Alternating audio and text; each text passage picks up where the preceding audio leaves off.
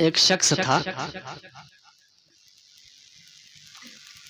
याद करने के ताल्लुक से मैं बता रहा हूँ कि अगर कोई बात बताई जाए तो उसे याद रखा करो। कोशिश किया करो कि मैं छोटी छोटी बातें जो मस्जिदों में हम सुनते हैं इमाम साहब से, कहीं जलसे में चले गए, मिलाद में चले गए, छोटी छोटी बातें याद कर लीजिए, उस पर अमल करने की कोशिश करिए, कभी कभी काम आ जाती है। एक शख्स था, उसने जो है कुछ लोगों की दावत किया। दावत में मौलाना साहब भी थे, एक कारी साहब थे और एक मुफ्ती साहब थे, और एक बेचारा उसी में अनपढ़ जाहिल गंवार आदमी था, पढ़ा लिखा नहीं था, लेकिन जलसे जुलूस में जाता था, जुम्मा जुम्मा भी जाता था, मस्जिद में पहुंच जाता था, इमाम साहब की कुछ बातें सुन के याद किया करता था। उसकी भी दावत उसी में थी। जिसके घर पे दावत थी सब लोग वहां पर पहुंचे। जब सब वहां पर पहुंचे, एक लतीफा है, सिर्फ बातें याद करने के लिए मैं आपको बता रहा हूं। जब सब लोग उसके यहाँ दावत खाने के लिए पहुंचे तो जिसके घर पे दावत थी वो बिरयानी का इंतजाम किया था। ठीक है, बिरयानी का इंतजाम किया था। एक दस्तरखान लाया, बिछा दिया, और उस पे जो है बिरयानी का पूरा डेग जितना पकाया था, वो बिरयानी जितनी बनी थी लाया, सब जो है दस्तरखान पे उड़ेल दिया। अब उड़ेलने के बाद बीच में बिरयानी के थाली बना दिया, थाली, और उसी बीचों बीच जो है ला करके देसी घी रख दिया। ठीक है, जब देसी घी रख दिया, एक तरफ मुफ्ती साहब बैठे हैं तो एक तरफ मौलाना साहब बैठे हैं, एक तरफ कारी साहब बैठे हैं। ये बेचारा भी जो अनपढ़ था, पढ़ा लिखा नहीं था, ये भी एक किनारे दस्तरखान पे बैठा था। लेकिन अब सब ये सोच में पड़े हैं कि आखिर बिरयानी उठाए तो उठाए कौन पहले, कौन अपना हाथ बिरयानी में पहले लगाए। सब शर्म महसूस कर रहे थे। तो सबसे पहले मुफ्ती साहब आगे बढ़े, उन्होंने एक तरकीब निकाली, समझ रहे हैं, खाने के लिए, कि मैं अपना काम कर ले रहा हूं, बाकी कोई खाए कि ना खाए। मुफ्ती साहब बेचारे वो बिरयानी में जहां बीचों बीच में थाली बनाया था, घी रखा था देसी, मुफ्ती साहब वहीं पर अपना उंगली रखे और रखने के बाद कहे, सुनो, मैदान महशर में अल्लाह तबारक व तआला एक लाइन जो है सहाबा की बनाएगा। समझ रहे हैं। अब मुफ्ती साहब के पास धीरे धीरे घी जो है इनके पास तक आने लगे, ये तो अपना काम करके खाने लगे। समझ रहे हैं, नाली बना दी अपने लिए। फिर उसके बाद मौलाना साहब वो भी कहे, मुफ्ती साहब मैंने भी ये पढ़ा है कि मैदान महशर में एक लाइन शहीदों की होगी। ठीक है, अब मौलाना साहब भी अपना काम कर लिए, उनके तरफ भी नाली जाने लगी, ये भी अपना खाना शुरू कर दिए। बचे बेचारे कारी साहब। कारी साहब कहे, आप लोग पढ़े हैं तो मैं भी पढ़ा हूँ ना, कि मैं पढ़ा हूँ कि मैदान महशर में एक लाइन आलिमों की होगी। ये भी बेचारे अपना काम कर लिए, इनके पास भी घी पहुंचने लगी, ये भी खाने लगे। अब बचा तो बचा ये बेचारा अनपढ़, है ना। अब वो सोच रहा है कि मुफ्ती साहब ने तो अपना काम कर लिया, मौलाना साहब ने अपना काम कर लिया, कारी साहब ने अपना काम कर लिया, हम कौन सी बात बताएं। लेकिन जुम्मा जुम्मा जाता था मस्जिद में, इमाम साहब की बातों को सुनता था। उसने कहा, एक बात बताऊं आप लोगों को। तो मुफ्ती साहब ने कहा, हाँ बताइए। मौलाना साहब ने भी कहा, हाँ बताइए। कारी साहब ने भी कहा, हाँ बताइए। कहा, ये जो आप लोग कह रहे हो ना कि एक लाइन सहाबा की होगी, एक लाइन शहीदों की होगी, एक लाइन आलिमों की होगी, मैं अपने इमाम से ये सब नहीं सुना हूँ। मेरे इमाम साहब तो ये कहते हैं कि मैदान महशर में नफसी नफसी का आलम होगा। ये पूरा बिरयानी मिला के अपना काम कर दिया। समझ रहे हैं कि नहीं। ये लोग लाइन बनाने के चक्कर में थे। एक कहा कि मैं अपने इमाम साहब से सुना कि मैदान महशर में लाइन वाइन वाला सिस्टम नहीं रहेगा, मैदान महशर में नफसी नफसी का आलम रहेगा, पूरा बिरयानी मिला। तो कभी कभी सुनी बातें काम कर जाती है, इसलिए सुना करो। बहरहाल दुरूद शरीफ पढ़े। अल्लाहुम्मा सल्ली अलैहि सल्लल्लाहु अलैहि या रसूलल्लाह सल्लल्लाहु अलैहि वसल्लम। अब मैं अपनी बात शुरू करूं। देखो, मैंने हजरते गौसे आजम के नानी की, और एक तरफ से अगर कहा जाए कि हुजूर गौसे आजम की माँ खातूने जन्नत सैयदा तैयबा आबिदा जाहिदा फातिमातुज़ ज़ोहरा रज़ी अल्लाह ताला अन्हा के ताल्लुक से मैंने बात उठाई। ये हज़रत गौसे आज़म के रिश्ते में क्या लगती है? नानी भी लगती है और गौसे आज़म की माँ भी लगती है। ठीक है, तो इसलिए मैं फातिमा की बात आप तक पहुंचाऊंगा। मेरे नबी ने इरशाद फरमाया, फातिमतो बज़अतो मिन्नी, कि मेरी बेटी फातिमा मेरे वजूद का हिस्सा है, मेरे जिस्म का टुकड़ा। ये नबी ने इरशाद फरमाया अपनी बेटी फातिमा के लिए। और ये फातिमा कौन है? हजरत फातिमा खातूने जन्नत है, तमाम जन्नती औरतों की सरदारा है। हजरत इमाम हसन की माँ है, हजरत इमाम हुसैन की माँ है, हजरत शेरे खुदा फातिह खैबर की बीवी है, हम सबके पैगंबर की सबसे चहेती बेटी है। ये वो फातिमा है। और गौसे आजम के रिश्ते में नानी भी लगती है और माँ भी लगती है। इतना बड़ा नाम अगर जन्नत के दरवाजे पे लिख दिया जाए तो उसके हुस्न में भी चार चांद लगते हैं। हजरत सैयदा फातिमा मेरे नबी की सबसे चहीती बेटी थी। हजरत फातिमा रज़ी अल्लाह ताला अन्हा के पैदाइश का जब वक्त करीब आया तो एक खातून नबी की बारगाह में आती है। आने के बाद कहते हैं कि या रसूलल्लाह, अगर अल्लाह ने आपको बेटा दिया तो आप इनाम में मुझे क्या देंगे? मेरे नबी ने इरशाद फरमाया कि खातून, तुम्हारी मुंह मांगी इनाम दिया जाएगा, यानी कि जो भी तुम मांगोगी तुम्हें दिया जाएगा। फिर वो खातून कुछ दिन के बाद नबी की बारगाह में आती है। आने के बाद कहती हैं, या रसूलल्लाह, अब हमारे इनाम का क्या होगा? मेरे नबी ने इरशाद फरमाया कि खातून, आखिर बात बताओ कि माजरा क्या है? वो खातून कहती हैं कि या रसूलल्लाह, मैं तो ये अरमान लगाई थी कि अल्लाह तबारक व तआला आपको औलाद देगा, आपको बेटा देगा, लड़का देगा, तो आप मुझे इनाम देंगे, आप मुझे इकराम देंगे, लेकिन अल्लाह ने आपको बेटी से नवाजा फरमाया। अब जैसे ही वो खातून नबी की बारगाह में इतना कहती हैं तो मेरे पैगंबर गैरता नबी ने इरशाद फरमाया कि चची, फिक्र क्यों करती हो? अब तक तुम अपनी मर्जी से मांग रही थी, अब मोहम्मद अपनी मर्जी से खुद देने लगा है।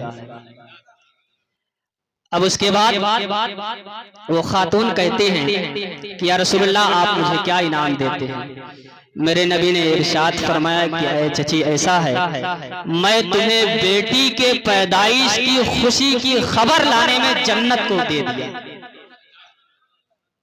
ये फातिमा ज़हरा है, यानी कि फातिमा जब पैदा हुई तो पैदाइश के वक्त हजरत फातिमा के जरिए से एक खातून को मेरे नबी ने जन्नत का परवाना इनायत फरमा दिया। फिर मेरे नबी वहां से उठते हैं, अपने काशाने नबूवत में आते हैं। हजरत खदीजतुल कुबरा जहां पर आराम फरमाती, हजरत फातिमा हजरत खदीजा की पेट से पैदा हुई, जो मेरे नबी की सबसे पहली बीवी थी हजरत खदीजा। उन्हीं के पेट से हजरत फातिमा की विलादत हुई।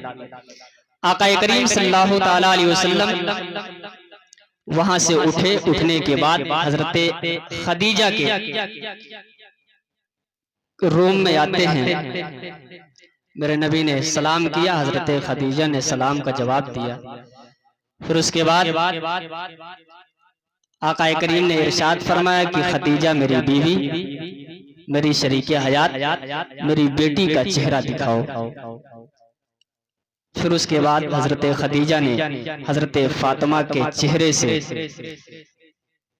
चेहरा ढका हुआ था, हजरत खदीजा ने चेहरे से पर्दे को हटा दिया।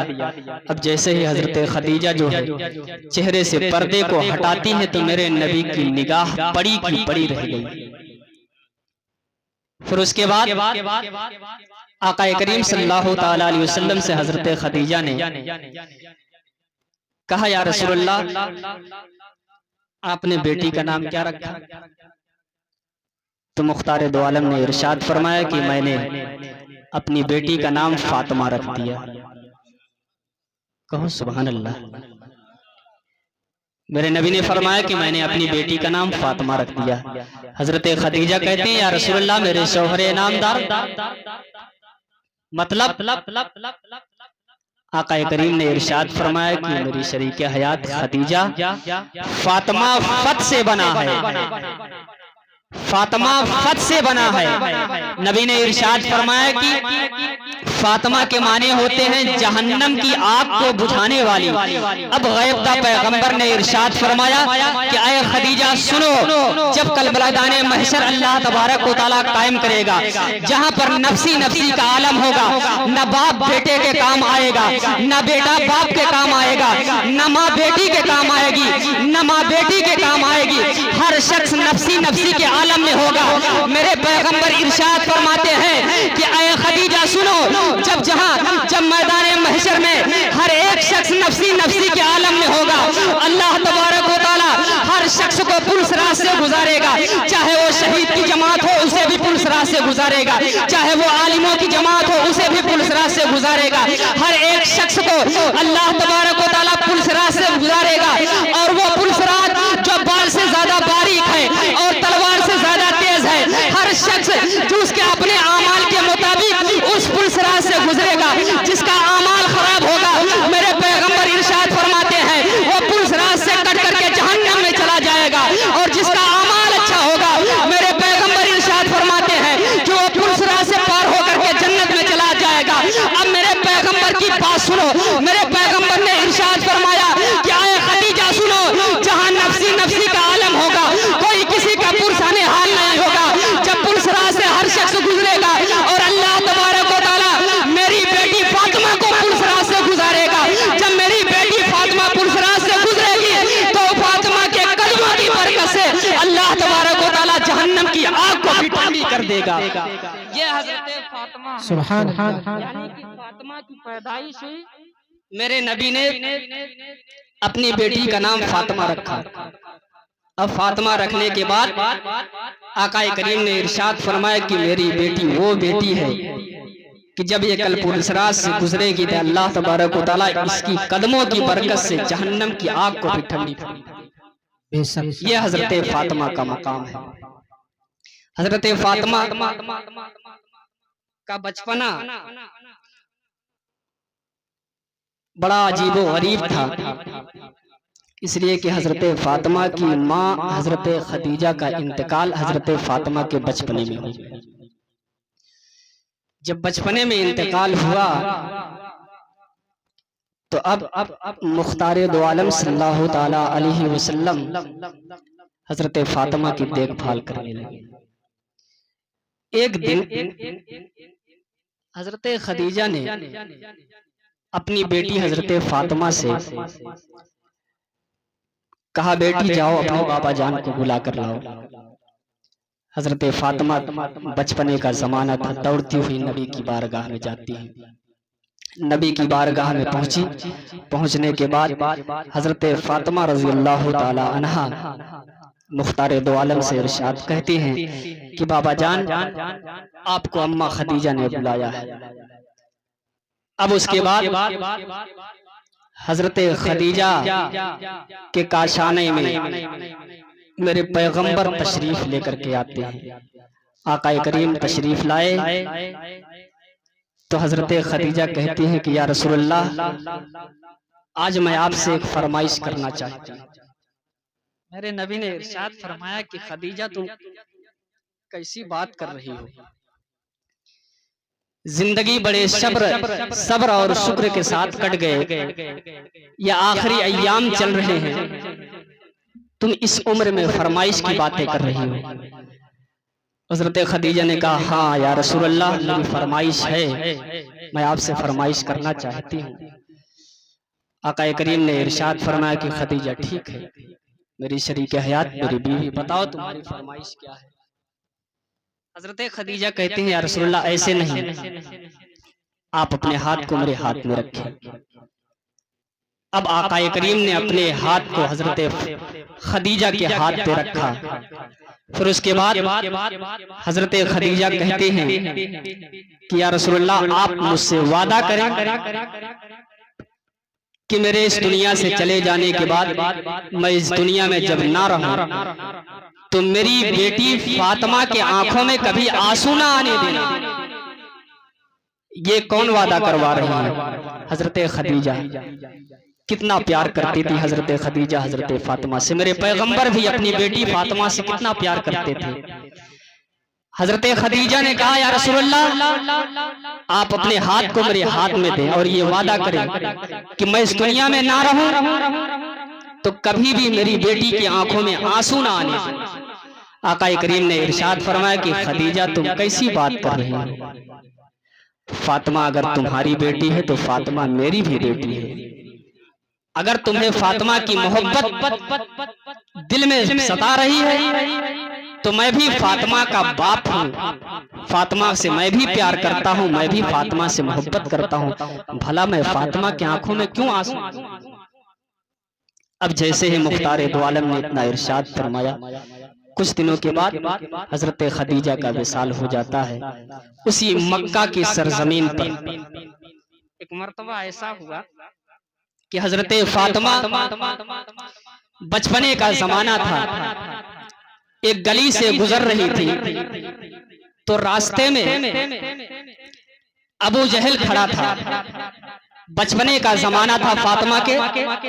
अबू जहल रास्ते में मिला तो जैसे ही फातिमा को देखा तो देखने के बाद आपके बाबा जान को लान तान करने लगा। अब जब अबू जहल ने मुख्तारे दो आलम को लान तान किया ना, तो फातिमा ने पलट करके जवाब दे दिया। एक बात याद रखें, बाप के खिलाफ बेटियां कभी किसी को आवाज नहीं। बेटे थोड़ी देर के लिए बर्दाश्त भी कर लेते हैं कि यार चलो छोड़ो, इसकी मुंह है, इसकी बात छोड़ो, जाने दो, कह रहा है तो कह रहा है। लेकिन बेटियां कभी भी अपने बाप के खिलाफ आवाज नहीं उठाने देती हैं। इसकी हिम्मत कैसे हुई? किसने मेरे बाप को लान तान किया? बेटियां गिरेबान पकड़ लेती हैं, अपने बाप के खिलाफ बकवास नहीं करने देती हैं। जब फातिमा ने अपने बाबा जान के खिलाफ अबू जहल की जबान से बकवास को सुना तो फातिमा ने पलट करके जवाब दिया। फातिमा ने कहा कि अबू जहल सुन, मेरे बाबा जान ऐसे नहीं जैसा तू कह रहा, बल्कि सुन, मेरे बाबा जान अल्लाह के सच्चे रसूल हैं। मेरे बाबा जान मोहम्मदुर रसूलुल्लाह हैं, अल्लाह के पैगंबर हैं। वो गैब की खबरें रखते हैं। अल्लाह तबारक व तआला ने उनको कुरान की शक्ल में हिदायत की किताब दी है। मेरे बाबा जान झूठे नहीं हैं। अब जैसे ही फातिमा ने पलट करके अबू जहल का जवाब दिया तो अबू जहल को बड़ा गुस्सा आया। जब अबू जहल को गुस्सा आया तो इसने पलट करके हजरत फातिमा के गर्दन पे एक तमाचा मारा। अब जब तमाचा मारा तो हजरत फातिमा रोती हुई अपने बाबा जान के पास आती है। आका करीम की बारगाह में आने के बाद जब मेरे नबी ने हजरत फातिमा की आंखों में आंसू देखे तो आका करीम ने इरशाद फरमाया कि मेरी बेटी फातिमा बताओ आखिर बात क्या है। मैंने तो इसी मक्का की सरजमीन पर भूख को बर्दाश्त किया, मैंने इसी मक्का की सरजमीन पर प्यास को बर्दाश्त किया, मैंने इसी मक्का की सरजमीन पर लोगों की तकलीफें बर्दाश्त की, अपने पेटों पर मैंने पत्थर बांधे। बेटी जान कई दिन तूने फाके भी किए हैं लेकिन कभी तेरे आंखों में आंसू ना आए, आज आखिर तेरे आंखों में आंसू क्यों आ रहे हैं। अब उसके बाद हजरत फातिमा कहती हैं कि बाबा जान ऐसा है, मैं मक्का की गली से आ रही थी और जब मैं गली से आ रही थी तो रास्ते में अबू जहल था। जब अबू जहल ने मुझे देखा तो बाबा जान आपको मुझे देख करके उसने आपको लान तान कर दिया, आपके खिलाफ बाबा जान उसने बकवास कर दिया। और बाबा जान जब उसने आपके खिलाफ बकवास किया तो मुझे बर्दाश्त नहीं हुआ। अरे बाबा जान जब मुझे बर्दाश्त नहीं हुआ तो मैंने पलट करके अबू जहल का जवाब दे दिया। अब उसके बाद जैसे ही हजरत फातिमा इतना कहती हैं कि आए बाबा जान मैंने जैसे ही अबू जहल का जवाब दिया तो अबू जहल को गुस्सा आया, उसने एक थप्पड़ मुझे रसीद कर दिया, उसने मेरे चेहरे पर एक थप्पड़ मार दिए। अब जैसे ही आका करीम ने बेटी के ऊपर थप्पड़ मारने की बात को सुनते हैं नबूवत की आंखें लाल हो जाती हैं, मेरे नबी की आंखें सुर्ख हो जाती हैं। गैबदा पैगंबर ने इरशाद फरमाया क्या है मेरी बेटी फातिमा जाओ अबू सुफियान को बुला करके लाओ। ये अबू सुफियान वो सुफियान है जो अभी इस्लाम के दामन से वाबस्ता ना हुए हैं, जो अभी इस्लाम का कलमा नहीं पढ़े थे, जो अभी आका करीम की गुलामी नहीं अख्तियार किए थे। हजरत फातिमा अबू सुफियान के दरवाजे पर जाती है, अबू सुफियान को बुला करके लेकर के आती है। अब जैसे ही अबू सुफियान मेरे पैगंबर की बारगाह में आते हैं मेरे नबी ने इरशाद फरमाया कि आए अबू सुफियान आज अबू जहल ने अच्छा नहीं किया, इसलिए कि आज अबू जहल ने मेरी बेटी फातिमा के ऊपर हाथ उठा दिया, आज अबू जहल ने मेरी बेटी को थप्पड़ मार दिया है, इसलिए आए अबू जहल जाकर इसलिए आए अबू सुफियान जाकर के अबू जहल से कह दे कि वो आकर के मेरी बेटी से माफी मांग ले, वरना आए अबू सुफियान सुन लो इसी मक्का की सरजमीन पर मैंने भूख को बर्दाश्त किया, मैंने प्यास को बर्दाश्त किया, मैंने तुम्हारी तकलीफों को बर्दाश्त किया, तुमने हमारे ऊपर पत्थर बरसाए मैंने बर्दाश्त किया, मेरे रास्ते में कांटे बिछाए मैंने बर्दाश्त किया, मेरे पीठ पर तुम लोगों ने ओझड़ियां रखी मैंने बर्दाश्त किया। अरे अबू सुफियान जाकर के अबू जहल से कह दो कि वो आकर के मेरी बेटी से माफी मांग ले, वरना आज मोहम्मद खुदा की बारगाह में दुआ करेगा और अल्लाह तबारक व तआला हुई जमीन पर कयामत तक किसी काफिर को पैदा नहीं फरमाएगा। नारे तकबीर, नारे तकबीर, नारे रिसालत, नारे रिसालत, जश्ने गौसुल वरा, जश्ने गौसुल वरा, उलमाए अहले सुन्नत, उलमाए अहले सुन्नत, नारे तकबीर, नारे रिसालत, सुभान अल्लाह। अल्लाह तबारक व तआला के प्यारे रसूल जब इतना इरशाद फरमाया तो अब अबू सुफियान ने हजरत फातिमा के हाथ को पकड़ा, पकड़ने के बाद अबू जहल के दरवाजे पर पहुंचे। अबू सुफियान जब अबू जहल के दरवाजे पर पहुंचे तो पहुंचने के बाद अबू सुफियान ने दरवाजे पर दस्तक दी, अंदर से आवाज आई कौन? अबू सुफियान ने कहा मैं अबू सुफियान, इसलिए कि अबू सुफियान भी मक्के में बड़े धाग वाले थे, अबू सुफियान भी मक्का के सरदार थे, अबू सुफियान की भी मक्का में चलती थी, अगर अबू जहल की चलती थी तो अबू सुफियान की भी चलती थी। अब जब दरवाजे पर दस्तक दिया तो अबू जहल बाहर निकला, जब बाहर निकला तो अबू जहल ने कहा कि बताओ क्या बात है।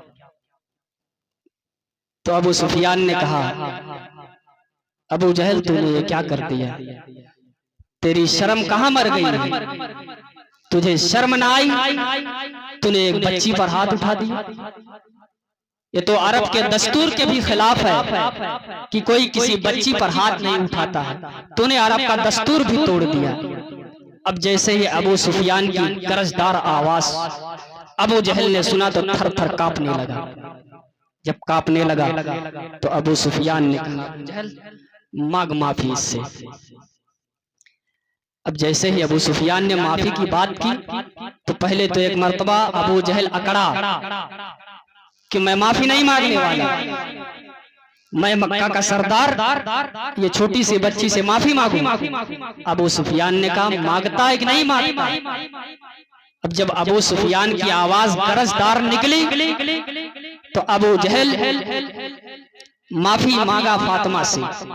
जब फातिमा से माफी मांगा तो अब फिर उसके बाद अबू सुफियान का गुस्सा अभी भी ठंडा नहीं हुआ था, इसलिए कि अबू सुफियान को जलाल इसलिए आया कि अबू जहल ने मक्का के दस्तूर को तोड़ा। मक्का का यह दस्तूर नहीं था कि कोई किसी बच्ची पर हाथ उठाए। अबू जहल ने मक्का का दस्तूर तोड़ा, अरब का दस्तूर तोड़ा, इसलिए अबू सुफियान का गुस्सा ठंडा नहीं हुआ था। अबू सुफियान ने कहा कि अबू जहल अभी भी बदला पूरा नहीं हुआ है, इसलिए आप तूने इस मासूम सी बच्ची पर थप्पड़ मारे हैं। अब जब ये बच्ची भी तेरे चेहरे पर थप्पड़ मारेगी तब जाकर के तेरा बदला पूरा होगा। अब जैसे ही बात यहाँ तक आई तो हजरत फातिमा कहती हैं कि चाचा अबू सुफियान ऐसा है कि मैं इसे थप्पड़ नहीं मारूंगी, इसलिए कि मेरे बाबा जान मोहम्मद रसूलुल्लाह ने मुझे ये तरीका नहीं सिखाया है। मेरे बाबा जान ने तो मुझे ये तरीका सिखाया है कि ऐ फातिमा, अगर कोई शख्स तुम पर जुल्म कर बैठे तो उससे बदला ना लो बल्कि उसे माफ कर दो। इसलिए आए अबू सुफियान चचा जान, मेरे बाप मोहम्मद रसूलुल्लाह ने मुझे माफ करना सिखाया है, मैंने अबू जहल को माफ कर दिया। लेकिन मुसलमानों, अबू सुफियान का गुस्सा और उनका जलाल खत्म नहीं हुआ था, इसलिए कि अबू जहल ने मक्का के दस्तूर को तोड़ा था। एक मासूम सी बच्ची के ऊपर अबू जहल ने हाथ उठाया था, इसलिए अबू सुफियान का जलाल अभी भी ठंडा ना हुआ। अबू सुफियान ने कहा कि आए अबू जहल, जब तक ये बेटी तेरे चेहरे पर थप्पड़ नहीं मारेगी तब तक बदला पूरा नहीं होगा। अब अबू सुफियान हजरत फातिमा के हाथों को पकड़ते हैं, पकड़ने के बाद अबू जहल के चेहरे पर 3 तमाचे लगाते हैं, 3 तमाचे लगाते हैं। फिर उसके बाद अब हजरत फातिमा, अब जो पहले फातिमा नबी की बारगाह में आई थी तो अब फातिमा पहले आई थी तो नबी की बारगाह में आंसू लेकर के आई थी, नबी की बारगाह में रोती हुई आई थी। अब जब फातिमा दूसरी मर्तबा आ रही है तो अब वही फातिमा मुस्कुराती हुई आ रही है। ग़ैबदा पैगंबर ने इरशाद फरमाया, क्या है मेरी बेटी फातिमा, बताओ कि वहां तुम गई थी अबू जहल के पास, अबू सुफियान तुम्हें लेकर के गए थे, वहां पर बात क्या हुई? अब उसके बाद हजरत फातिमा कहती है कि बाबा जान, अबू सुफियान चचा लेकर के मुझे अबू जहल के दरवाजे पर गए, उनसे माफी मांगने के लिए कहीं अबू जहल ने माफी मांग ली, लेकिन अबू सुफियान चचा का गुस्सा इतना ज्यादा पावर हो गया था, इतना ज्यादा फुल हो गया था कि चचा जान का गुस्सा ठंडा नहीं हो रहा था। इसलिए अबू सुफियान चचा ने मेरे हाथ को अपने हाथ से पकड़ करके अबू जहल के चेहरे पर 3 तमाचे लगाए। इसलिए ऐ बाबा जान, अब जब मैं आ रही हूँ तो मुस्कुराते हुए आ रही हूँ। जैसे ही मेरे पैगंबर ग़ैब का नबी इतना सुनते हैं, आका करीम के दोनों हाथ खुदा की बारगाह में उठ जाते हैं और मेरे पैगंबर खुदा की बारगाह में कहते हैं कि ऐ परवरदिगार आलम, अबू सुफियान को उस वक्त तक मौत ना देना जब तक कि अबू सुफियान मोहम्मद के दामन से वाबस्ता ना हो जाए। ये अबू सुफियान है जो अभी इस्लाम के दामन से वाबस्ता नहीं हुए थे, लेकिन मोहम्मद रसूलुल्लाह की गुलामी देखिए। इसलिए कि आप तारीख उठा करके देखें, तारीख की किताबों को आप पढ़ें, मक्का के जितने भी बड़े बड़े गुंडे थे जो अपने आप को बड़े बड़े सूरमा कहते थे, किसी को कलमे की तौफीक, लेकिन अबू सुफियान की जात वो जात है जिन्होंने मोहम्मद रसूलुल्लाह का दामन पकड़ा और इस्लाम के दामन से वाबस्ता हुए। आखिर क्यों? इसकी वजह क्या है? इसकी वजह सिर्फ ये है कि अबू सुफियान ने बेटी की इज्जत बचाई थी। बेटियों की इज्जत करो, जो भी बेटियों के खिलाफ आवाज उठाता है अल्लाह उसकी इज्जतों को ऐसे बुलंद फरमाता है। मेरे पैगंबर ग़ैबदान आका करीम सल्लल्लाहु तआला अलैहि वसल्लम के साथ सहाबा सफर कर रहे थे, सहाबा साथ में थे। एक घर से नूर की शुआएं छन छन के निकल रही थी, नूर की किरणें छन छन के निकल रही थी। आका करीम सल्लल्लाहु ताला अलैहि वसल्लम से सहाबा ने पूछा, या रसूलल्लाह, इस घर से नूर की शुआएं निकल रही हैं, नूर की किरणें निकल रही हैं। आका करीम ने इरशाद फरमाया कि ऐ मेरे प्यारे सहाबा, जाकर के उस घर में देखो, जाकर के उस घर में देखो, या तो कोई यतीम रहती होगी या किसी बच्ची की पैदाइश हुई। यानी घर से नूर निकलने की वजह क्या है कि जिस घर में बेटियां होती हैं, अल्लाह तबारक व तआला उस घर को नूर का गंजीना बना देता है। बेटियों की इज्जत करो, बेटियों की कदर करो, इसलिए कि बेटियां हर जमाने में सताई गई हैं, चाहे वो बचपन का जमाना हो, चाहे जवानी का जमाना हो, चाहे शादी के बाद का जमाना हो, हर जमाने में बेटियां सताई गई हैं, हर जमाने में। आप तारीख उठा करके देख ले, लेकिन एक बात आप जान ले और इसको नोट कर ले, बेटियां हर जुल्म सितम को सहती हैं और बर्दाश्त करती हैं। किस लिए? सिर्फ एक लम्हे, एक दिन को देखने के लिए। वो दिन क्या होता है? बेटियां सोचती हैं कि जिस तरीके से अल्लाह तबारक व तआला ने सबको औलादों से नवाजा है, बेटों से नवाजा है, एक दिन अल्लाह मेरी भी गोद को भरेगा, अल्लाह तबारक व तआला मुझे भी बेटे से नवाजेगा। और जिस खुशियों को मेरे जमाने ने मार दिया है, जिस खुशियों को मेरे भाइयों ने मार दिया है, जिस खुशियों को मेरे बाप ने मार दिया है, जिस खुशियों को मेरे शौहर ने मार दिया है, जिस खुशियों को मेरे रिश्तेदारों ने मार दिया है, तमाम खुशियों को जो लोगों ने मार दिया है, वो खुशियां मेरा बेटा पैदा करेगा। सिर्फ ये तमन्नाएं लेकर के बेटियां जिंदा, वरना हर जमाने में इन पे तकलीफ हुआ करती है। इसलिए मुसलमानों, बेटियों की कदर करो। जिस घर में बेटियां होती हैं, हजरत फातिमा नबी की सबसे चहेती बेटी थी। मेरे पैगंबर दुनिया को ये सबक दे गए कि बेटियों से प्यार करो। और एक बात जान लो, सैयदों की नस्ल जो चली है, ये फातिमातुज़ ज़ोहरा की नस्ल से चली है। हजरत गौसे आजम रजी अल्लाह ताला अन्हु ये 12वें या 13वें नंबर के गौस हैं। इसलिए कि अल्लाह तबारक व तआला हर जमाने में एक गौस को पैदा करता है जो कायनात के निजाम को देखता है। हजरत गौसे आजम से पहले गौसियत के मर्तबे पर फायज हजरत इमाम हसन अस्करी थे। हजरत इमाम हसन अस्करी से पहले गौसियत के मर्तबे पर फायज हजरत इमाम नकी थे। हजरत इमाम नकी से पहले हजरत इमाम तकी थे। हजरत इमाम तकी से पहले हजरत इमाम मूसा काजिम थे। हजरत इमाम मूसा काजिम से पहले गौसियत के मर्तबे पर फायज हजरत इमाम बाकर थे। हजरत इमाम बाकर से पहले गौसियत के मर्तबे पर फायज हजरत इमाम जाफर थे। हजरत इमाम जाफर से पहले गौसियत के मर्तबे पर फायज हजरत इमाम ज़ैनुल आबदीन हजरत इमाम हुसैन के लख्ते जिगर थे। हजरत इमाम ज़ैनुल आबदीन से पहले गौसियत के मर्तबे पर फायज हजरत इमाम हुसैन थे। हजरत इमाम हुसैन से पहले गौसियत के मर्तबे पर फायज हजरत इमाम हसन थे। हजरत इमाम हसन से पहले गौसियत के मर्तबे पर फायज हजरत मौला अली शेर खुदा फातिह खैबर थे। हजरत मौला अली शेर खुदा से पहले और नबी के बाद जो गौसियत के मर्तबे पर फायज थी, वो कोई और नहीं बल्कि खातूने जन्नत हजरत फातिमा ज़हरा। ये गौसियत का मर्तबा होता है। अल्लाह तबारक व तआला ने जिस तरीके से हजरत आदम से लेकर के हजरत ईसा तक कमो बेश 1,24,000 या तकरीबन 2,24,000 अंबियाए किराम को भेजा, रसूलाने इज़ाम को भेजा, लेकिन जब हमारे पैगंबर की बारी आई तो अल्लाह ने मुहर लगा दी कि अब आखिरी पैगंबर मोहम्मदुर रसूलुल्लाह के बाद कोई नबी नहीं पैदा होगा। अब नबूवत का दरवाजा बंद हो गया है। इसी तरीके से अल्लाह तबारक व तआला ने हजरत फातिमा से लेकर के हजरत इमाम हसन अस्करी तक बहुत से गौस को पैदा फरमाया है। लेकिन जब गौसे आजम बगदाद वाले की बारी आई तो अल्लाह तबारक व तआला ने गौसियत के मर्तबे पर मुहर लगा दी कि अब गौसे आजम के बाद कोई गौस पैदा नहीं होगा। नारे तकबीर, नारे रिसालत, नारे रिसालत, उलमाए अहले सुन्नत, उलमाए अहले सुन्नत, जश्ने गौसुल वरा, जश्ने गौसुल वरा, नारे तकबीर, नारे रिसालत। एक बात याद रखें, ये प्रोग्राम वलियों के ताल्लुक से मंसूब है। और जो वली का गुस्ताख होता है ना, वली का जो गुस्ताख होता है वो जमाने में भी दर दर मारा जाता है और इस दुनिया से जाने के बाद भी उसका अलग हश्र होता है। इसलिए वलियों से कभी पंगा ना लेना।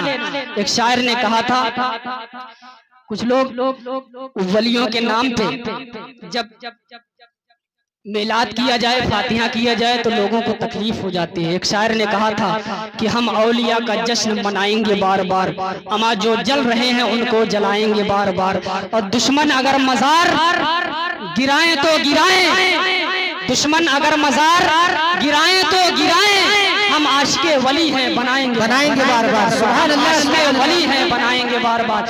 अल्लाह ने वलियों के मर्तबे को बयान फरमाया है। अल्लाह ने कुरान में इरशाद फरमाया, यौम नहशुरुल मुत्तकीना इला रहमानी वफदा। अल्लाह ने वलियों के ताल्लुक से इरशाद फरमाया कि मैदान महशर में हम वलियों को दूल्हा बना कर लाएंगे। अल्लाह वलियों को कैसे लाएगा? दूल्हा बना करके। यौम नहशुरुल मुत्तकीना इला रहमानी वफदा। अल्लाह फरमाता है कि मैदान महशर में हम वलियों को दूल्हा बना कर लाएंगे, यानी कि जो भी वली होगा अल्लाह उसे दूल्हा बना कर लाएगा। अच्छा एक बात बताइए, अल्लाह जब इन्हें दूल्हा बनाएगा, यानी कि सिद्दीक़ अकबर को अल्लाह मैदान महशर में दूल्हा बना कर लाएगा, हजरत उमर को अल्लाह मैदान महशर में दूल्हा बना कर लाएगा, हजरत उमर को मैदान महशर में अल्लाह दूल्हा बना कर लाएगा।